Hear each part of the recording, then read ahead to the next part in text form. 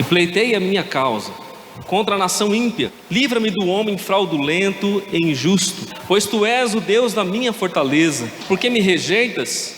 Porque ando lamentando por causa da opressão do inimigo. Envia a tua luz e a tua verdade, para que me guiem e me levem ao teu santo monte e aos teus tabernáculos. Então irei ao altar de Deus, a Deus, que é a minha grande alegria, e com harpa te louvarei, ó Deus, Deus meu. Por que estás abatida, ó minha alma, e por que te perturbas dentro de mim?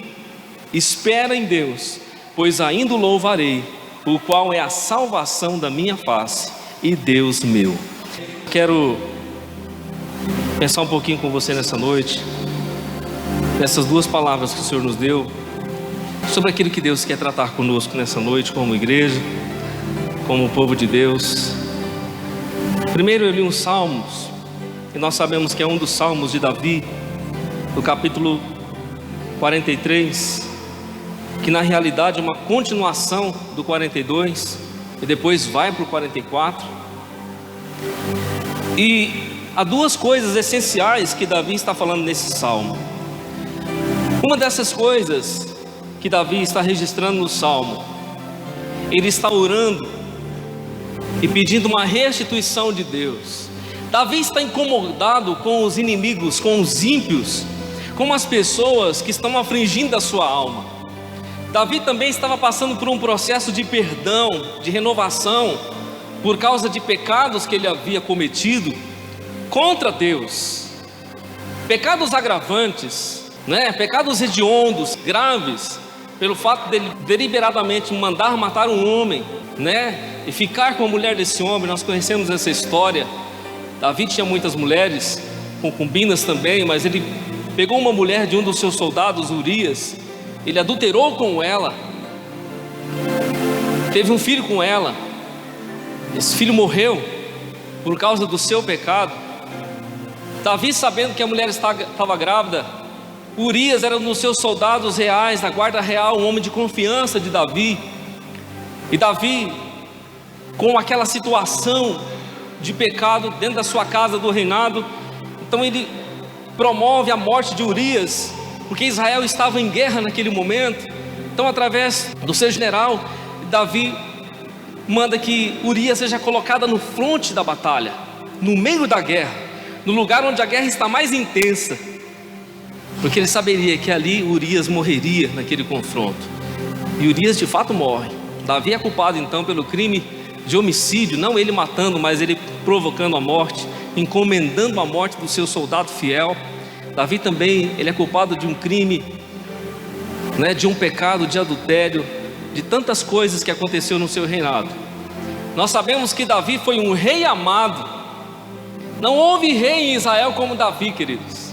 Era um rei conclamado e amado pelo povo. Só que Davi fez coisas horrendas na sua vida, e essa tragédia do seu pecado afetou toda a sua casa. Seus filhos cometeram incesto, a sua casa foi uma casa de derrota, porque ele falhou na paternidade, ele falhou no testemunho, ele falhou na fé. Por causa disso ele comprometeu a sua família. Haja vista que quando o seu filho Salomão assume o trono, Deus não permite Davi construir o templo. Davi desejava construir o templo, mas Deus não permite. Então Salomão recebe toda a riqueza do reinado de Davi e constrói o templo. Mas nós percebemos que mesmo na vida de Salomão, que era o filho de Davi com Betseba, Salomão começa bem o seu reinado. Deus se revela a ele em uma visão extraordinária, dá a ele sabedoria. Ele se torna um grande homem sobre a terra, o mais sábio de toda a terra. Mas nós sabemos que no final da história, querido, Salomão entra pelo mesmo caminho do seu pai. Ele entra pelos prazeres. E o fim dos dias de Salomão não são bons. Ele vai escrever Eclesiastes, ele vai reconhecer que tudo é vaidade, que ele gastou a sua vida na vaidade. Ele reconhece que essa vida é passageira, é vaidade. Ele gozou de todos os prazeres que a sua carne poderia gozar, e ele viu que tudo aquilo era efêmero, e que aquilo não trazia nenhuma substância para a eternidade. Então ele escreve um livro que nós conhecemos como o livro de Eclesiastes, falando sobre todas essas verdades espirituais. O Salmo 43, que nós lemos, Davi está clamando a Deus por justiça, assim como eu e você estamos clamando por justiça nesse tempo presente, que nós estamos diante de um caos na sociedade. Se você perceber, ele está dizendo assim: faze-me justiça, ó Deus, pleiteia a minha causa contra a gente ímpia, livra-me do homem fraudulento e injusto. Nós vivemos em um contexto, querido, de muita fraude, de muita injustiça, seja na sociedade ou diante das nossas próprias vidas. Davi está pedindo justiça da parte de Deus, está convocando o céu para que a justiça de Deus intervenha sobre a terra, porque ele reconhece uma coisa. Aliás, ele reconhece 5 coisas aqui que eu quero mostrar para você dentro dessa palavra, coisas importantes que ele vai dizer assim: faz-me justiça, ó Deus, pleiteia a minha causa, ou seja, defende a minha causa, manifesta-te a respeito da minha situação, faz-me justiça, opera a respeito da minha vida, Senhor. Eu espero em Ti, eu confio em Ti, eu sei que o Senhor é Deus, eu sei que o Senhor pode fazer a meu respeito, o Senhor pode mover as circunstâncias, porque tudo está no Teu domínio. O Senhor é o Senhor dos senhores, é o Deus dos deuses, é o Criador do universo. E quando Davi diz isso, faz-me justiça e pleiteia a minha causa contra a nação ímpia, livra-me do homem fraudulento e injusto, livra-me da fraude, do engano, livra-me da injustiça. E esse é o tempo de eu e você clamarmos, querido, como este homem estava clamando naquele momento, clamarmos para que Deus nos livre da fraude, para que Deus nos livre da injustiça, para que o Senhor possa pleitear a minha causa e a sua causa nessa noite. Talvez você entrou aqui nessa noite com uma causa diante de Deus. Davi tinha a sua causa diante de Deus, talvez inúmeras causas. Nós temos as nossas causas particulares, mas Davi estava clamando a Deus por causa da injustiça, por causa da fraude, do engano. E esse tempo, querido, que nós estamos vivendo é o tempo de você e eu clamarmos diante do Senhor para que a fraude seja cancelada, para que Deus possa intervir com um braço forte sobre a nossa vida e sobre a nossa nação, porque é tempo de guerra espiritual, é tempo de muita guerra, querido. Eu sei que nós passamos os nossos enfrentamentos diários como povo de Deus, a nossa luta contra o pecado, a nossa luta contra o mal, nossa luta contra a nossa própria natureza humana, a nossa carne, e a nossa luta é contra as ideologias que existem nesse mundo, contra as coisas que os ímpios, que os homens malignos, que os homens injustos, que os homens que não temem a Deus, que a Bíblia chama de anticristos, aqueles que se colocam não como ateus, não como alguém que simplesmente não quer crer, esse é o direito deles. Mas existe aqueles homens que se opõem ao propósito de Deus, e aqui há uma diferença. Enquanto alguém não crê uma coisa, agora alguém que se opõe ao propósito de Deus é outra coisa bem diferente. E Davi estava dizendo sobre isso, justamente sobre isso, para que Deus pudesse pleitear a sua causa, para que Deus pudesse defender a sua causa, para que Deus pudesse se manifestar a favor da sua vida. E é o que nós estamos fazendo como igreja sobre a terra. Estamos pleiteando sobre a causa do reino de Deus, sobre a causa da obra de Deus, sobre o propósito de Deus. Estamos como filhos de Deus, defendendo a palavra, o reino de Deus, convocando e ministrando o reino de Deus. Somos embaixadores do céu na terra, estamos anunciando o reino de Deus, uma causa acima de todas as causas, a causa do reino eterno. Irmão, Paulo, quando escreve para Timóteo, ele diz assim: Timóteo, por cuja causa padeço, e também isso, não me envergonho do evangelho de Jesus Cristo, por cuja causa eu sofro, eu vou até as últimas consequências por ela, porque essa causa é genuína, essa causa é verdadeira e pura, a causa do reino de Deus, engloba toda a humanidade. Deus não luta por classes, Deus luta pelo homem, pela sociedade em geral, pelas famílias, pelo ser humano. Deus é o Deus de toda a terra. Você pensa que Deus é Deus só dos crentes? Deus é Deus da terra toda, irmão. Davi está dizendo ao Senhor, repare comigo no verso 1: faz-me justiça, ó Deus, e pleitei a minha causa. Está deixando claro para o Senhor que ele tem uma causa e ele precisa da intervenção de Deus. Ele sabe que nesse momento o homem não vai poder fazer nada. Nesse momento as mãos humanas não têm condições de fazer nada. Ele precisa urgentemente, emergentemente da ação sobrenatural de Deus, por causa da sua própria vida. No verso 2 ele diz assim: pois tu és o Deus da minha fortaleza. Há uma confiança em mim, tu és a minha fortaleza. Ele segue no verso 4 dizendo: o Deus da minha alegria. Ele não está falando tu és o Deus da alegria, está falando tu és o Deus da minha alegria. Ele vai dizer no verso 4, respondendo para a sua alma, como se num monólogo, falando para si mesmo, afirmando em si mesmo, dizendo: porque está abatido, ó alma, e porque te perturbas dentro de mim? Espera em Deus, pois ainda o louvarei, o qual é a salvação da minha face. 5 coisas que são minhas e suas, querido, diante de Deus. Nós temos que ter essa compreensão, que tudo isso que Davi está dizendo serve para mim e para você. Temos que ter a convicção da resposta do Senhor. Davi, nessa oração, ele está olhando para Deus como um advogado, como alguém que pode resolver o seu problema, mas não como um advogado infiel, ou como alguém que tem limitações. Ele está olhando para Deus como um Deus todo-poderoso, que pode intervir na sua situação de maneira extraordinária e mudar o seu contexto. E ele está afirmando para a sua alma, de maneira muito convicta, porque nós conversamos conosco. Já conversou com você mesmo? Quem já conversou consigo mesmo? Irmão, eu converso todo dia comigo e com o Espírito Santo. E aí, quando nós conversamos conosco mesmo, muitas vezes, diante das adversidades que passamos, diante dos problemas que passamos, muitas vezes devemos fazer como ele fez, dizendo para a nossa alma: por que é que você está abatida dentro de mim? Por que é que você está abatida, entristecida? Por que você se perturba dentro de mim? Espera em Deus, porque ainda o louvarei, o qual é a salvação da minha face. Porque Deus está dentro, Deus não está fora, irmão. Amém? Nós temos o Espírito de Deus, o Espírito de Deus habita em nós, a fortaleza de Deus está em nós. Aleluias. Davi estava dizendo: faz-me justiça, pleiteia a minha causa. Ele apresentava a sua situação a Deus. Irmão, nós temos a tendência de apresentar os nossos problemas a outrem. A gente sempre vai, talvez o esposo vai à esposa.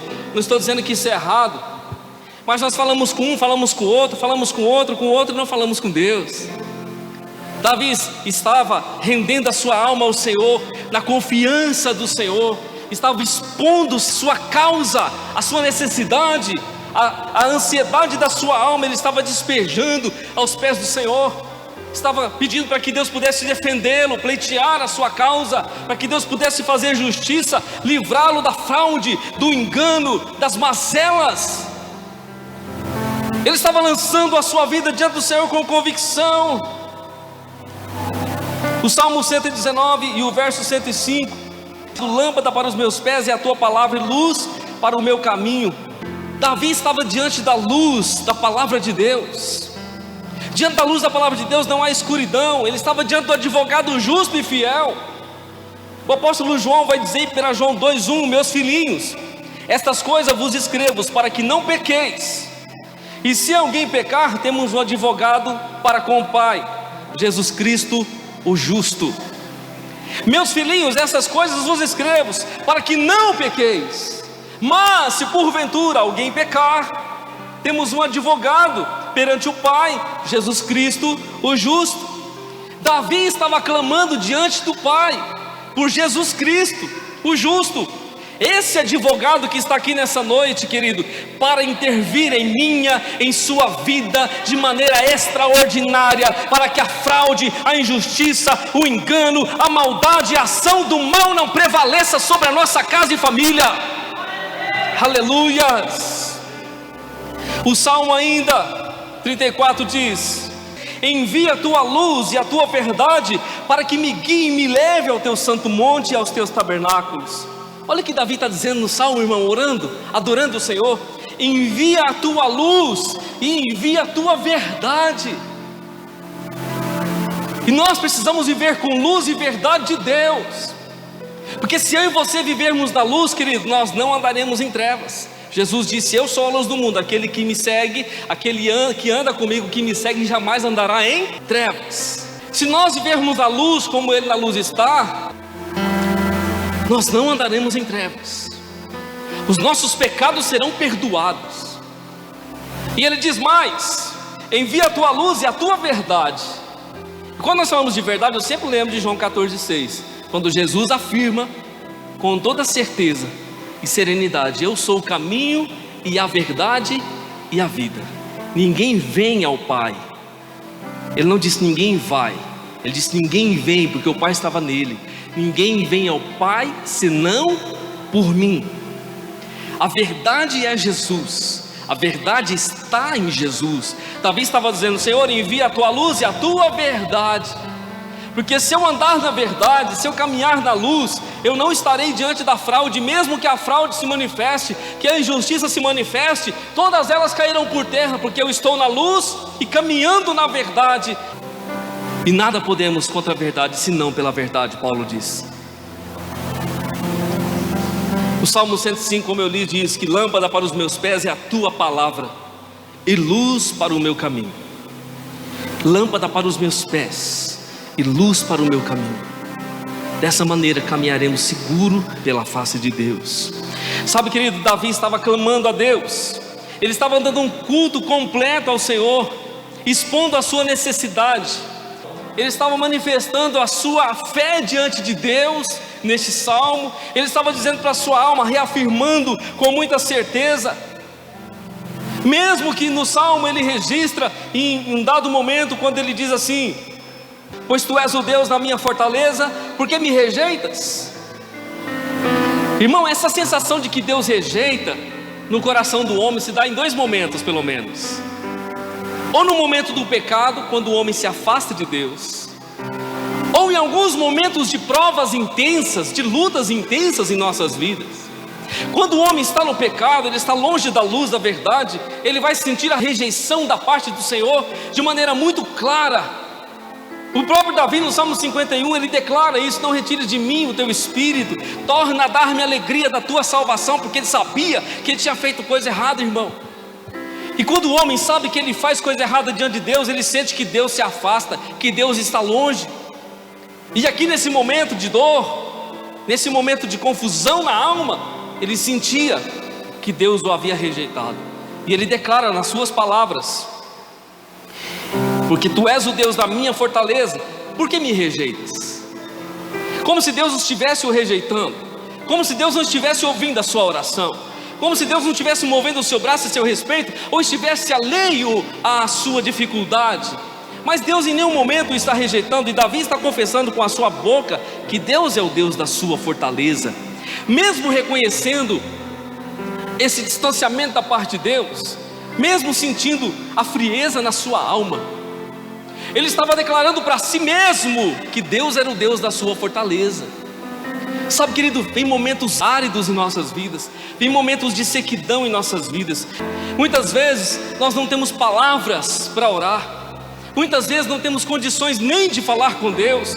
Na tristeza há um momento de sequidão, de vale na vida espiritual, e nós não estamos livres de passar por isso. Davi estava passando por esse momento. Talvez algum de nós aqui nessa noite possa estar passando por esse momento de sequidão, por esse momento de sentir que Deus está longe, ou de que Deus está rejeitando o seu coração, a sua oração, a sua vida. Deixa eu dar um conselho para você. Dobre o seu joelho, irmão. Se você não tiver palavra para falar com Deus, dobre o seu joelho, curva a sua cabeça e fique lá. Pastor, mas eu estou sem condições de falar com Deus, eu estou sem condições. A minha vida espiritual está lá embaixo. Dobre os seus joelhos, curve a sua cabeça, Deus vai falar com você. Bote o seu joelho no chão. Está difícil? O que foi que Jesus disse? Na oração, na instrução da oração do Pai Nosso, o que Jesus disse? Entra no teu quarto, tranca a tua porta, e o teu pai que te vê, ele vai falar com você. Agora, entra no teu quarto, Tranca a tua porta, e o teu pai que te vê não é o teu pai que te ouve. Começa por aqui. É claro que ele vai ouvir, mas para que ele possa ouvir, ele precisa primeiro ver. E será que nós estamos entrando, irmão? Será que nós estamos indo? Será que nós estamos nos ajoelhando? Será que nós estamos buscando? Eu não tenho força, não tenho palavras, não tenho condições. Então vai lá e se ajoelha e busca, e fica lá, irmão. Fica lá 10 minutos, 15, 20 minutos, meia hora, uma hora. Fique lá mesmo que você não fale nada. O Pai está te vendo naquele lugar. O Pai vai intervir na sua vida por causa da sua atitude. Aleluias. Ou muitas vezes nós estamos diante dessa situação, nós não fazemos nada, nós não nos movemos, não nos mobilizamos diante dessa situação, querido. Davi estava reconhecendo a sua necessidade de Deus, porque havia duas necessidades essenciais aqui. Ele queria estar no templo, e ele queria um renovo da parte de Deus. Ele queria uma restituição da parte de Deus. Ele estava orando, ele queria ver a face de Deus, ele queria sentir a presença de Deus, e ele desejava ir para a casa de Deus também. Havia dois desejos positivos e poderosos no coração dele. Mesmo sentindo a rejeição do Senhor, ainda que Deus não o estava rejeitando, mas ele estava sentindo a sua própria situação. Por isso que ele dizia para a sua alma, com muita convicção: porque estás abatido, ó minha alma, dentro de mim? Espera em Deus. Quem nós estamos esperando nesses dias, irmão? Eu e você devemos esperar em Deus. Em Deus. Davi disse: tu és a minha fortaleza, é o Senhor quem pleiteia a minha causa, o Senhor é a minha alegria. Qual é a nossa alegria evidente, essencial? Porque se eu e você, como filhos de Deus, só somos alegres nos momentos felizes, nos momentos de bênção, de praia, de comida, de bebida, de alegria humana, e no momento da dificuldade, no momento da prova, da luta, da perseguição, nós somos tristes, nós não entendemos ainda a ação do Espírito Santo, e não compreendemos o Evangelho ainda, como de fato ele é. Porque alegria, querido, não é gerada em mim e em você por coisas circunstanciais boas, mas a alegria é gerada em mim e em você pelo fruto do Espírito.